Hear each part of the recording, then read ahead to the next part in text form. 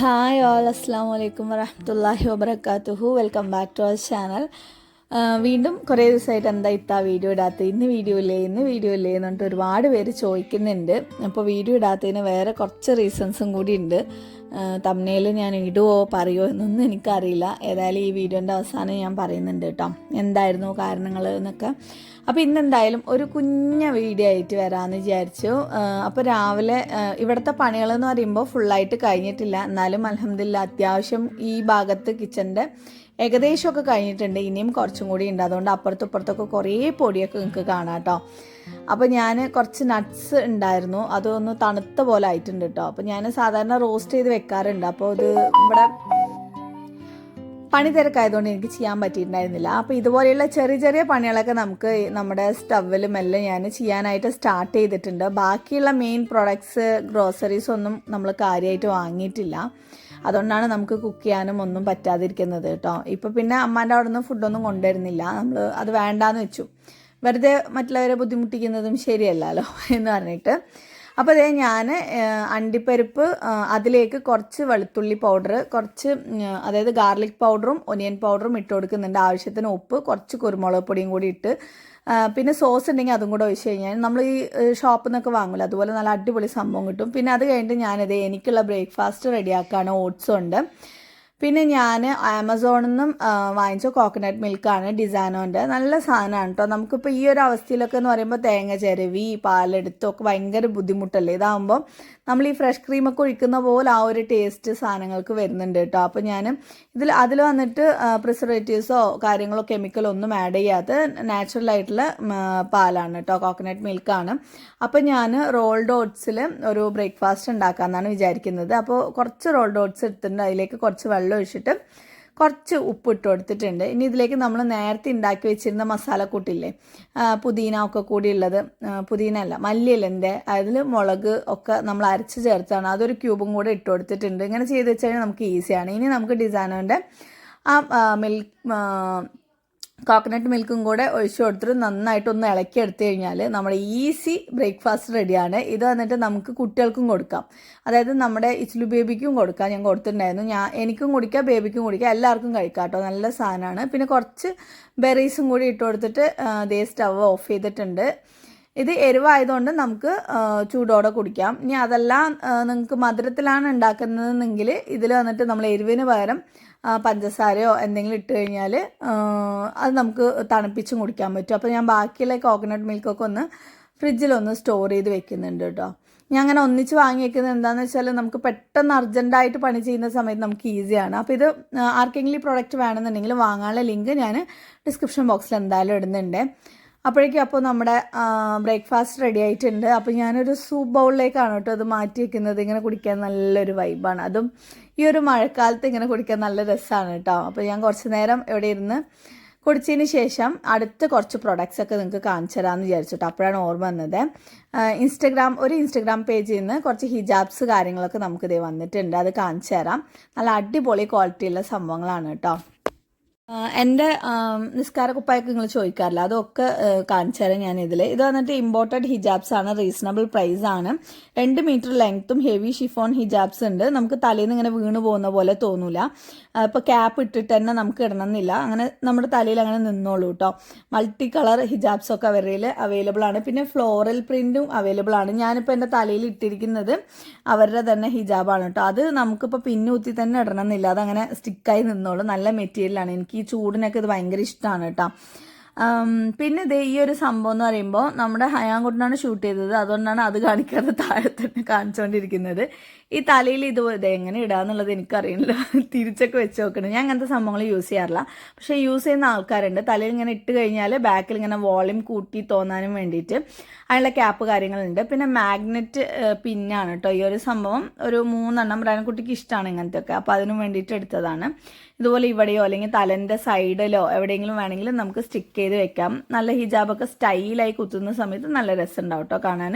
ഇതുപോലെ കുറേ കളക്ഷൻസ് അവരുടെ അടുത്തുണ്ട്. പിന്നെ അതേ ഇതെന്താണ് ക്രഞ്ചീസ് നല്ല ടൈറ്റ് ആയിട്ട്, എലാസ്റ്റിക് ഒക്കെ ഭയങ്കര ടൈറ്റ് ആയിട്ടുണ്ട് കേട്ടോ. ഇനിയിപ്പോൾ അടുത്തത് നമ്മുടെ നിസ്കാര കുപ്പായമാണ്. ഇതുപോലെ ഇപ്പോൾ വെള്ള കളർ തന്നെ ഇടണം നിർബന്ധമില്ല, നമുക്ക് ഔറത്ത് പറഞ്ഞാൽ മതി, ചിലർ അത് പറയും. എനിക്ക് ഈ ഒരു മെറ്റീരിയൽ നന്നായിട്ട് ഇഷ്ടമായി, കാരണം ഒരുപാട് വെയിറ്റോ കാര്യങ്ങളോ ഇല്ല, ചൂടും നമുക്ക് തോന്നുന്നില്ല കേട്ടോ. പിന്നെ സൈഡിൽ നിന്നൊക്കെ കഴുത്ത് കാണും, അങ്ങനെയുള്ള ടെൻഷനും ഇല്ല ഇതിപ്പോൾ ഞാൻ ഇങ്ങനത്തെ ഇട്ടിട്ടാണ് മിക്കവാറും നിസ്കരിക്കുന്നത്. കോട്ടൺ ആണ് എനിക്ക് പൊതുവേ ഇഷ്ടം, പക്ഷേ ഈ ഒരു മെറ്റീരിയൽ എന്ന് പറയുമ്പോൾ ചൂടും തോന്നുന്നില്ല.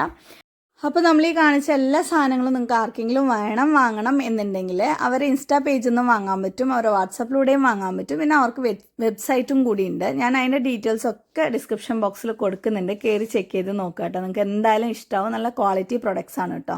അപ്പോൾ അത് കഴിഞ്ഞതും നമ്മുടെ ഹയാങ്കുട്ടൻ നമ്മുടെ വീടൊക്കെ ക്ലീൻ ചെയ്യാനാണ് ഇന്നത്തെ നമ്മുടെ പ്ലാന്. മുഴുവൻ എവിടെ നോക്കിയാലും പൊടിയാണ്. ഒരു 10-15 പ്രാവശ്യമെങ്കിലും ഡെയിലി അടിച്ചു വാരി കഴിഞ്ഞാലും നിലത്തിൽ ഫുള്ളായിട്ട് പൊടി ഉണ്ടാവും. പിന്നെ നമ്മുടെ ഈ സോഫ കാര്യങ്ങളൊക്കെ നമുക്ക് എന്തായാലും വാക്വം ക്ലീനർ വെച്ച് തന്നെ നമുക്ക് ക്ലീൻ ചെയ്യണം, അത്രയും പൊടിയായിട്ടുണ്ട് കേട്ടോ. അപ്പോൾ ഞാൻ ഇത് വന്നിട്ട് അഗാരോൻ്റെ വാക്വം ക്ലീനറാണ്. ഇത് സംഭവം ഞാൻ കുറേ ആയി വാങ്ങി വെച്ചിട്ട് മുകളിൽ നിന്ന് എടുക്കാതെ നമ്മൾ ഇങ്ങനെ വെച്ചുകൊണ്ടിരിക്കുകയാണ് കേട്ടോ. അപ്പോൾ ഇന്ന് എന്തായാലും എടുത്തിട്ട് ഓരോന്ന് ക്ലീൻ ചെയ്യാന്ന്. അഗാരോൻ്റെ സുപ്രീം വാക്വം ക്ലീനറാണ്. 400 വാട്ട് പവർഫുള്ളായ ബ്രഷസ് ആണ്. പിന്നെ DC മോട്ടോഴ്സ്, അതായത് 25K പവർ സക്ഷൻ അത് ചെയ്യുന്നുണ്ട് കേട്ടോ. റീചാർജബിൾ ബാറ്ററി എന്ന് പറയുമ്പോൾ 2000 mAh ആണ്. അതുകൊണ്ട് തന്നെ നമുക്കിത് കണ്ടില്ലേ, എൻ്റെ കുട്ടികൾ എന്തൊക്കെയാണ് അതിനകത്ത് ഇട്ട് വെച്ചിരിക്കുന്നത് കണ്ടില്ലേ. ഇങ്ങനത്തെ സോഫ കൊണ്ടുള്ള ഒരു എന്താ പറയുക ഡിസഡ്വാൻറ്റേജ് എന്ന് പറയുമ്പോൾ ഇതിൻ്റെ അടിയിൽ കാണാതെ പോയ എല്ലാ സംഭവങ്ങളും നമുക്ക് അതിൻ്റെ ഉള്ളിൽ നിന്ന് കണ്ടെടുക്കാനായിട്ട് പറ്റും.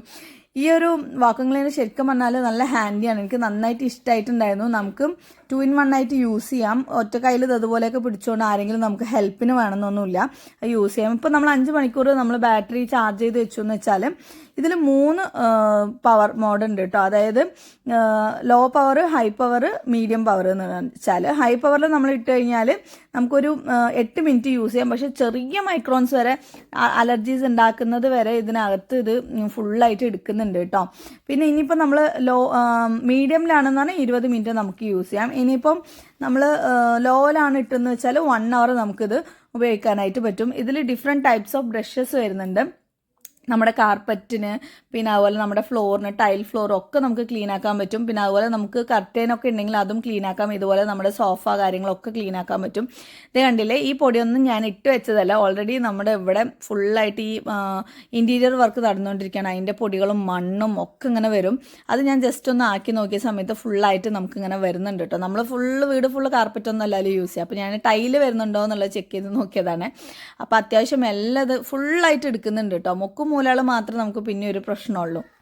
നമ്മൾ ഈ കളക്ട് ചെയ്യുന്ന ഈ ഡസ്റ്റൊക്കെ ഇല്ലേ, കളക്ട് ചെയ്യാനും വേണ്ടിയിട്ട് ബാഗ്ലെസ് ഒരു ബിന്നുണ്ട്, അതിലേക്കാണ് എല്ലാ പൊടികളും വരിക. അപ്പോൾ നമുക്ക് നേരെ ഡസ്റ്റ്ബിന്നിലേക്ക് കൊണ്ടുപോയി ഇട്ട് കൊടുത്താൽ മതി. നമുക്ക് ഹൈജീൻ ആയിരിക്കും, നമ്മുടെ ചുറ്റും ഇപ്പുറത്തെ അതെടുക്കുന്ന സമയത്ത് പോവും, അങ്ങനെയുള്ള പേടിയൊന്നുമില്ല. പിന്നെ ഇതിൻ്റെ ഹെഡ് എന്ന് പറയുമ്പം 270 ഡിഗ്രി ഫുള്ളായിട്ട് നമുക്കിത് റൊട്ടേറ്റ് ചെയ്യാനായിട്ട് സാധിക്കും. അതുകൊണ്ട് എല്ലാ ഭാഗത്തിലേക്കും നമുക്ക് ഈസി ആയിട്ട് ഇങ്ങനെ കൊണ്ട് നടക്കാനും പറ്റും കേട്ടോ, അതായത് വൃത്തിയാക്കാനും വേണ്ടിയിട്ട്. പിന്നെ ഇത് അതുപോലെ കുറേ ഹെഡ് ഉണ്ട്, നമുക്ക് ഡിഫറെൻ്റ് ആയിട്ട്. ഇപ്പം കാറിൻ്റെ ഇത് ക്ലീൻ ചെയ്യാനാണെങ്കിലും നമ്മുടെ ലാപ്ടോപ്പ് കാര്യങ്ങൾ ക്ലീൻ ചെയ്യാനാണെങ്കിലും ഒക്കെ ഞാനിത് ഈ ഭാഗത്തൊക്കെ ക്ലീൻ ചെയ്യുന്നുണ്ട്. ജനലിൻ്റെ മറ്റൊരു ഭാഗത്ത് ക്ലീൻ ചെയ്യാൻ നോക്കിയ സമയത്ത് എന്തുമാതിരി രസത്തിലാണെന്നറിയാം പൊടിയൊക്കെ വരുന്നത്. പിന്നെ ഇതെവിടെയാണ് കേട്ടോ നമ്മുടെ ഈ പവർ നമുക്ക് അഡ്ജസ്റ്റ് ചെയ്യാൻ പറ്റുന്നത്. അപ്പോൾ നമുക്കത് കൂട്ടിയും കുറച്ചും കൊടുക്കാം. ഒരുപാട് നല്ല ചെറിയ പാർട്ടിക്കിൾസൊക്കെ വരുന്നുണ്ടെങ്കിൽ നമ്മൾ നല്ല ഹൈ മോഡിൽ ഇട്ട് കൊടുത്താൽ മതി. 99.99% പാർട്ടിക്കിൾസും അതിൽ കളക്ട് ആവട്ടോ. 0.3 മൈക്രോൺസ് വരെ അതിലേക്ക് കളക്ട് ആവുന്നുണ്ട്. ഇത് കണ്ടില്ലേ, ഈ ഭാഗത്തുള്ള പൊടിയൊക്കെ മൊത്തത്തിൽ അങ്ങോട്ട് വലിച്ചങ്ങോട്ട് എടുത്തിട്ടുണ്ട് കേട്ടോ. അപ്പോൾ നമ്മുടെ ടൈലിൻ്റെ ഫ്ലോർ ആണെങ്കിലും കാർപ്പറ്റ് ആണെങ്കിലും ചിലവർ ഈ പെറ്റ്സിനെയൊക്കെ വളർത്തുന്നുണ്ടാവില്ലേ, അതിൻ്റെ രോമം ഒക്കെ തന്നെ ഇതിൽ വന്നിട്ട് ഈ 0.5 ലിറ്റർ ബാഗ്ലെസ്സിലേക്ക് നമുക്ക് കളക്ട് ചെയ്തിട്ട് വരും. പിന്നെ ഇതിലുള്ള സംഭവങ്ങൾ ഇത് കണ്ടില്ലേ, ഇത് ഊരിക്കഴിഞ്ഞിട്ട് ഇതങ്ങനെ ആക്കി കഴിഞ്ഞാൽ ഫുൾ ഡസ്റ്റും അതിലേക്ക് പോകും കേട്ടോ. അപ്പോൾ ഇതിൻ്റെ കൂടെയുള്ള സംഭവങ്ങളെന്ന് പറയുമ്പോൾ മെയിൻ യൂണിറ്റ് ഉണ്ട്, പിന്നെ 2-in-1 bristle brush, motorised brush, mattress brush, crevice nozzle, tube, sponge, filter, wall bracket, screws, പിന്നെ 1 ഇയർ വാറണ്ടിയും കൂടി ഉണ്ടാവുന്നത്. നമുക്ക് ധൈര്യത്തിൽ വാങ്ങാൻ പറ്റിയ നല്ല അടിപൊളി, ഞാൻ യൂസ് ചെയ്ത് നോക്കി എനിക്ക് 100% സാറ്റിസ്ഫൈഡ് ആയിട്ടുള്ള ഒരു സംഭവമാണ്. നിങ്ങൾക്ക് ആർക്കെങ്കിലും വേണമെന്നുണ്ടെങ്കിൽ ജസ്റ്റ് നമ്മുടെ ഡിസ്ക്രിപ്ഷൻ ബോക്സിൽ വാങ്ങാനുള്ള ലിങ്ക് ഞാൻ കൊടുക്കുന്നുണ്ട്, ചെക്ക് ചെയ്ത് നോക്കാം. ഇതിൻ്റെ ഇതിൻ്റെ ബാറ്ററി വന്നിട്ട് ഇതുപോലെ ഊരിയിട്ട് നമുക്ക് ചാർജ് ചെയ്യാനായിട്ട് വെക്കാനും പറ്റും. ഇതാണ് പ്ലസ് ഓർ മൈനസ് കാണിക്കുന്നില്ലേ, അവിടെ വന്നിട്ട് നമുക്കിത് കൂട്ടി കൊടുക്കാനും കുറച്ച് കൊടുക്കാനൊക്കെ പറ്റും. പിന്നെ ചാർജ് ആവുന്നതാണ് ആ ഒരു ബ്ലൂ ലൈറ്റ് കണ്ടത്. പിന്നെ ഇതുപോലെ ഈ ഒരു ഫിൽറ്ററിൻ്റെ ഈ ഒരു സംഭവം ഇനി ഒരെണ്ണം കൂടെ നമുക്കുണ്ട്. ഇത് ക്ലീൻ ചെയ്ത് വെക്കാനായിട്ട് ഈസിയാണ്. തുടച്ച് വെക്കുകയാണെങ്കിൽ നമുക്ക് അങ്ങനെയും ചെയ്യാം. ഇനി കഴുകുകയാണെങ്കിൽ 2-3 ദിവസം പിന്നെ വെള്ളമൊക്കെ ഒന്ന് നന്നായിട്ടൊന്ന് ഡ്രൈ ചെയ്യാനായിട്ടും വെക്കേണ്ടി വരും കേട്ടോ. അപ്പോൾ ഈ സംഭവങ്ങൾ വാങ്ങാനുള്ള ലിങ്കൊക്കെ ഡിസ്ക്രിപ്ഷൻ ബോക്സിൽ ഞാൻ കൊടുത്തിട്ടുണ്ട്. അത് കഴിഞ്ഞ് അത്യാവശ്യം ക്ലീനിക്കൊക്കെ കഴിഞ്ഞ സമയത്ത് എൻ്റെ ബ്രദർ വിളിച്ചിട്ടുണ്ടായിരുന്നു കവയിലേക്ക് പോകാമെന്നും പറഞ്ഞിട്ട്. അങ്ങനെ പെട്ടെന്ന് തീരുമാനിച്ചതാണ് പോകാനുള്ള ഒരു മെൻറ്റാലിറ്റി കാര്യങ്ങളൊന്നും ഉണ്ടായിരുന്നില്ല. എന്താണെന്ന് വെച്ചാൽ അന്നത്തെ ദിവസം ഒരു അതായത് പിറ്റേ ദിവസമാണ് ഇത്, ഉച്ചയാവുന്ന സമയത്ത് ഒരു 12:45 സമയത്ത് പെട്ടെന്ന് സ്കൂളിൽ നിന്ന് കോള് വന്നു. നമ്മുടെ ഹയാൻകുട്ടിന് സുഖമില്ല, അവൻ തലയിറങ്ങി വീണു എന്ന് പറഞ്ഞിട്ട് കേട്ടോ. നമ്മൾ ആകെ ടെൻഷനായി ബേജാറായി. സ്കൂളാണെങ്കിൽ ഇവിടെ നിന്ന് നമുക്ക് പോകാൻ എങ്ങനെയും 1 hour ട്രാവൽ ചെയ്യണം. അതായത് ഇവിടെ നിന്ന് നല്ല ദൂരമുണ്ട്, പത്തിരിപ്പാലയിലാണ് അവൻ പഠിക്കുന്നത്. അപ്പം എങ്ങനെയൊക്കെയോ പിന്നെ ബേബി ഒറ്റയ്ക്ക്, ചുച്ചുക്കുട്ടിയും ഹെയ്സും സ്കൂളിലേക്ക് പോയിരിക്കുന്നു. അപ്പോൾ എങ്ങനെ നമ്മൾ അങ്ങോട്ട് പോകും? ഞാനും പോവാതിരുന്നാൽ ശരിയാവില്ല, ഞാനും പോകണം, ഇക്കയും പോകണം. അപ്പോൾ ലാസ്റ്റ് വേഗം അമ്മനെ വിളിച്ച് വരാൻ പറഞ്ഞ് നമ്മൾ ഇവിടെ ഇരിക്കാൻ പറഞ്ഞു. അപ്പോൾ അമ്മ ആ ബേജാറായിട്ടോ, ഏതാണോ സ്കൂളിൽ നിന്ന് വിളിച്ചു എന്നൊക്കെ പറഞ്ഞിട്ട് അവർ ഹോസ്പിറ്റലിൽ അഡ്മിറ്റ് ആക്കിയിട്ടാണ് നമ്മളെ വിളിച്ചിട്ടുണ്ടായിരുന്നത്.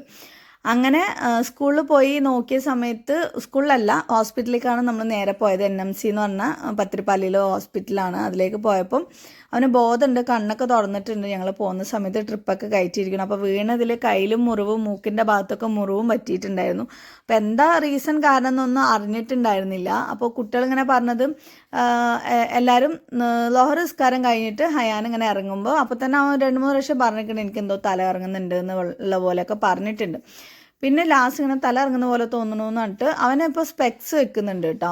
അന്നത്തെ ദിവസമാണ് അവൻ ആദ്യമായിട്ട് വെച്ചിട്ടുണ്ടായിരുന്നത്. അങ്ങനെ സ്പെക്സ് ഊരിയിട്ട് മുടി ഒന്ന് ശരിയാക്കാൻ ഇങ്ങനെ കൈ ഇങ്ങനെ ആക്കുമ്പോഴേക്കും അവനങ്ങനെ ബോധം പോയിട്ട് വീഴുകയായിരുന്നു. പിന്നെ അവർ പെട്ടെന്ന് അവിടെ ഏതോ പാരൻ്റാണ് ഇവൻ വീണത് കണ്ട് പിന്നെ വേഗം അവരെ കാറിൽ ഫസ്റ്റ് എയ്ഡൊക്കെ ചെയ്ത് നോക്കി, ബോധം വന്നില്ല. പിന്നെ വേഗം കാറിൽ ഒരു NMC ഹോസ്പിറ്റലിലേക്ക് കൊണ്ടുപോകായിരുന്നു. അപ്പോൾ അതൊക്കെ കേട്ടിട്ട് ആകെ ബേജാറായിട്ടിരിക്കുന്ന ഒരു സിറ്റുവേഷനും കൂടിയായിരുന്നു 4-5 ദിവസമായിട്ട്. അതുകൊണ്ടാണ് പിന്നെ വീഡിയോ ഒന്നും ഇടാതിരുന്നത്. പിന്നെ ഹയാൻ ഓക്കെ ആയി വീട്ടിലേക്ക് നമ്മൾ കൊണ്ടുവന്നു. ഇവിടെ പിറ്റേ ദിവസം നമ്മളൊരു പീഡിയാട്രിഷനെ കാണിച്ചു. അപ്പോൾ അവർ വേറൊരു ടെസ്റ്റൊക്കെ പറഞ്ഞിട്ടുണ്ട്. അത് വെള്ളിയാഴ്ച അവിടെ ആളുണ്ട്, ശനിയാഴ്ച അവിടെ ആളുണ്ടായിരുന്നില്ല. അപ്പോൾ ഇനിയിപ്പോൾ തിങ്കളാഴ്ച വന്നിട്ട് ടെസ്റ്റൊക്കെ ചെയ്യാൻ പറഞ്ഞു. അപ്പോൾ ആ ഒരു സിറ്റുവേഷനൊക്കെ ആയപ്പോൾ നമ്മൾ ഏതായാലും ശരി, അവൻ്റെ മൊത്തത്തിലൊരു മൈൻഡും മൂഡും ഒക്കെ ഒന്ന് ശരിയാക്കാനും വേണ്ടിയിട്ട് നമ്മൾ അങ്ങനെ പുറത്തേക്ക് പോകാമെന്ന് പറഞ്ഞിട്ട് അന്ന് പെട്ടെന്ന് അവർ വിളിച്ച സമയത്ത് തിരക്കായിരുന്നു കേട്ടോ. അങ്ങനെ നമ്മൾ പോകാനായിട്ട് തീരുമാനിക്കുകയായിരുന്നു. അങ്ങനെ നമ്മൾ കവയിലേക്കൊക്കെ പോയി കുറച്ച് നേരം ഹാപ്പി ആയിട്ടൊക്കെ അങ്ങനെ നിന്ന് പിന്നെ അവിടെ മീൻ കാര്യങ്ങളൊക്കെ കഴിച്ച് ഒക്കെ ആയിട്ട് പോയി. ഇതിപ്പോൾ ഞാൻ ലാസ്റ്റ് പറയാനുള്ള കാര്യം എന്താണെന്ന് പറയുമ്പോൾ, നമ്മുടെ വീഡിയോസ് നമ്മളെ ഇഷ്ടപ്പെടുന്ന ഒരുപാട് പേരുണ്ട്. അതിൽ നമ്മളെ ഇഷ്ടപ്പെടുന്ന ഒരുപാട് പേര് അവസാനം വരെയും കാണും. അപ്പോൾ അവർ അറിഞ്ഞോട്ടെ, അവരറിയാൻ അവർക്ക് അവകാശമുണ്ട് എന്നുള്ള രീതിക്ക് പറഞ്ഞാണ്. പിന്നെ നിങ്ങളുടെ പ്രാർത്ഥന കിട്ടാനും വേണ്ടിയിട്ടാണ്. വേറെ പ്രശ്നമൊന്നുമില്ല, എങ്കിലും നിങ്ങൾ ദുആ ചെയ്യുക നമ്മുടെ ആയാൻകുട്ടന് വേണ്ടിയിട്ട്, എല്ലാവർക്കും വേണ്ടിയിട്ട് കേട്ടോ. പിന്നെ നമ്മുടെ കിച്ചൺ കാണിക്കണമെന്ന് നല്ല ആഗ്രഹമുണ്ട്. അപ്പോൾ അമ്മക്ക് മൊത്തത്തിൽ പേടിയാണ്. എന്താണെന്ന് വെച്ചാൽ ഓരോ തടസ്സങ്ങളും ബുദ്ധിമുട്ടുകളും പ്രയാസങ്ങളും എന്ന് പറഞ്ഞാൽ അങ്ങേയറ്റത്തിൻ്റെ പ്രയാസങ്ങൾ. ഇപ്പം ചിലർ വിചാരിക്കും അവളായിട്ട് വരുത്തി വെച്ച സംഭവമല്ല, അപ്പോൾ എന്തിനാ അപ്പം അനുഭവിക്കട്ടെ എന്ന് പറയും. ഇത് നിർബന്ധമുള്ള കാര്യമൊന്നുമല്ലല്ലോ വീട് പണി, അപ്പോൾ അനുഭവിക്കട്ടെ എന്നുള്ള പോലെയൊക്കെ പറയാം. പക്ഷേ നമ്മുടെ സൗകര്യം, നമ്മുടെ വീടാണ് നമ്മുടെ ലോകം. അപ്പോൾ മൊത്തത്തിലൊന്ന് സൗകര്യമാക്കാനും വേണ്ടിയിട്ടാണല്ലോ നമ്മൾ ചെയ്തത്. അപ്പോൾ അങ്ങനെ കുറേ പ്രയാസങ്ങളും കാര്യങ്ങളും ഒക്കെ ഉണ്ട്. അപ്പോൾ അമ്മ പറയും എല്ലാവരുടെയും കണ്ണും മനസ്സും ഒരുപോലെ ആയിരിക്കില്ല, ഒരുപാട് നല്ല ആൾക്കാരും ഉണ്ട്. ചിലർക്ക് ആർക്കെങ്കിലുമൊക്കെ എന്തെങ്കിലും ഒരു ഇതൊക്കെ തോന്നിക്കഴിഞ്ഞാൽ പൊതുവെ പറയാറുണ്ട്, നമ്മുടെ അനുഗ്രഹങ്ങൾ മറ്റുള്ളവരെ നിങ്ങൾ കാണിക്കാതിരിക്കുക എന്ന് പറഞ്ഞിട്ട് ഞാനൊരു ഹദീസും കൂടെ കണ്ടിട്ടുണ്ടായിരുന്നു കേട്ടോ. പിന്നെ ഇതേ കാണുന്നതൊക്കെ തിരുമ്പാനുള്ള ഒരു കുറേ ദിവസത്തെ സംഭവമാണ്. ഞാനും ഒരു 2-3 പ്രാവശ്യം ഇട്ടിട്ടൊന്നും കഴിയുന്നില്ല കേട്ടോ. പിന്നെ ഈ ഫുഡ് വന്നിട്ട് പിറ്റേ ദിവസം നമ്മുടെ തൊട്ടടുത്താണ് ചാച്ചാൻ്റെ വീട്. അവർ തലേദിവസം പണിയൊക്കെ കഴിഞ്ഞിട്ടുണ്ടാവും എന്ന് പറഞ്ഞ് നോക്കിയ സമയത്ത് വന്ന് നോക്കിയിട്ട് ആകെ ഷോക്കായിപ്പോൾ, എങ്ങനെ നിങ്ങൾ ഭക്ഷണം വെക്കുന്നത്, എന്താ ഈ അവസ്ഥ എന്നൊക്കെ പറഞ്ഞിട്ടും പറഞ്ഞിട്ടുണ്ടായിരുന്നു. അപ്പോൾ അങ്ങനെ അവർ 2 ദിവസമായിട്ട് ഫുഡ് കൊടുത്തയക്കുന്നുണ്ട് കേട്ടോ. നമുക്കാണെങ്കിൽ മടിയും ഉണ്ട്. എൻ്റെ സ്വന്തം അളാപ്പ് തന്നെയാണ്, ചെച്ചാനി തന്നെയാണ്, എങ്കിലും ഒരു മടി, മറ്റുള്ളവരെ ബുദ്ധിമുട്ടിക്കണ്ടെന്ന് വിചാരിച്ചിട്ട് അങ്ങനെ അവർ നാശം കൊടുത്തയച്ചിട്ടുണ്ടായിരുന്നതായിരുന്നു. പിന്നെ അതേ നമ്മുടെ ഹയാൻകുട്ടൻ ഹോസ്പിറ്റലിലായിരിക്കുന്ന സമയത്ത് അമ്മ കുട്ടിക്ക് എങ്ങനെയുണ്ട് കാണിച്ചത് അവൻ്റെ ഫോട്ടോ. അമ്മ പേടിച്ച് എന്തെങ്കിലും ആക്സിഡൻറ്റോ അങ്ങനെ വല്ലതാണോ വീണതായിരിക്കും എന്നാണ്. അപ്പോൾ ജസ്റ്റ് അതിനും വേണ്ടിയിട്ട് വാട്സാപ്പിൽ അയക്കാനും വേണ്ടിയിട്ട് എടുത്തൊരു ഫോട്ടോ ആയിരുന്നു. നമ്മൾ വേറെ ഒന്നും ഷൂട്ടൊന്നും ചെയ്തിട്ടില്ല. അവിടെ നിന്ന് കുറേ സബ്സ്ക്രൈബേഴ്സിനെയൊക്കെ കണ്ടു. പക്ഷെ ശരിക്കും പറഞ്ഞാൽ നമ്മുടെ ആ ഒരു മാനസികാവസ്ഥ നമ്മൾ കരഞ്ഞുകൊണ്ടിരിക്കുമ്പോൾ അവരോട് ഞാൻ ശരിക്കും സംസാരിച്ചു എങ്കിൽ പോലും എനിക്ക് പിന്നെ ഞാൻ അങ്ങനെ ആലോചിച്ചു അവരെന്തെങ്കിലും വിചാരിക്കുമോ എന്നൊക്കെ പറഞ്ഞിട്ട്. അങ്ങനെ എന്താ പറയുക, ഭയങ്കര സന്തോഷവും സങ്കടവും വിഷമങ്ങളും ഒക്കെ നിറഞ്ഞ കുറേ ദിവസങ്ങളാണ് ഇപ്പോൾ കഴിഞ്ഞു പോയിക്കൊണ്ടിരിക്കുന്നത്. നിങ്ങളുടെ എല്ലാവരുടെയും ദുആ വേണം. അപ്പോൾ നമ്മുടെ ബാക്കിയുള്ള വിശേഷങ്ങളായിട്ട് മറ്റൊരു വീഡിയോയിൽ വരാം. ഇൻഷാല്ലാ. Bye bye, take care. അസ്സലാമു അലൈക്കും.